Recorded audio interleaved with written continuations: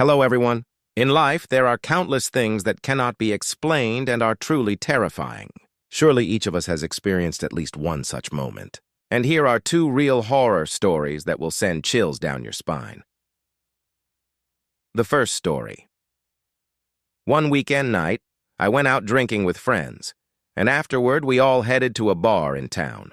The music was blasting, laughter echoed all around, and I didn't pay the slightest attention to the phone in my pocket. It wasn't until I wanted to ask a girl for her number that I realized my phone was gone. I frantically searched every pocket, asked the bar staff, and even had my friends call my number. The first time we called, someone picked up. On the other end, there was no voice, only heavy, drawn-out breathing. I asked, "Who's holding my phone? Where are you?" But the person stayed silent, only breathing harder before abruptly hanging up. I assumed some thief had taken it and left the bar.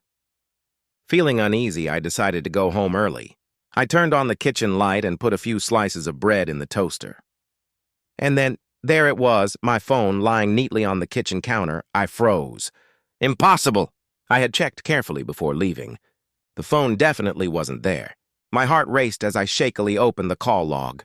Sure enough, there was an incoming call that lasted exactly 25 seconds, which meant someone had been inside my apartment answering the call from my own phone.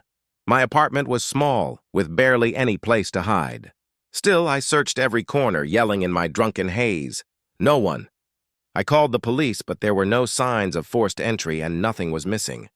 That night, I lay in bed, my heart pounding.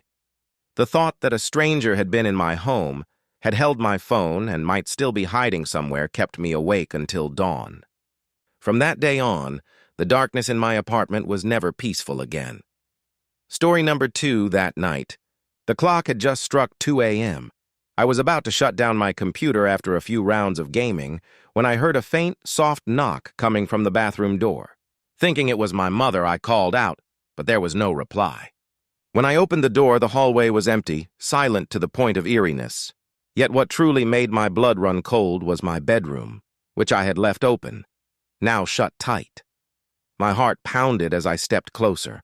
The moment I cracked the door open, a dim light spilled into the corner of the room, and then I saw it. A pale, bony hand reaching out from the narrow gap behind my wardrobe.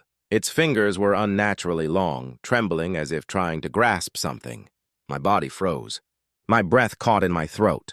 I bolted straight into my mother's room, locked the door, and whispered in panic. At first, she didn't believe me. But when she saw the sheer terror on my face, she grabbed her phone and called the police. We pressed our ears to the door, listening for any sound outside. And then footsteps. Slow, heavy footsteps. They stopped right outside my mother's door. Through the thin strip of light under the door, I could see a pair of worn-out shoes standing still. The doorknob turned slightly. Click, click, then stopped. A suffocating silence stretched on. Finally, the footsteps thudded away, down the hallway, down the stairs, and disappeared. When the police arrived, they searched every inch of the house, but there was no sign of forced entry. No one inside. But I knew exactly what I'd seen.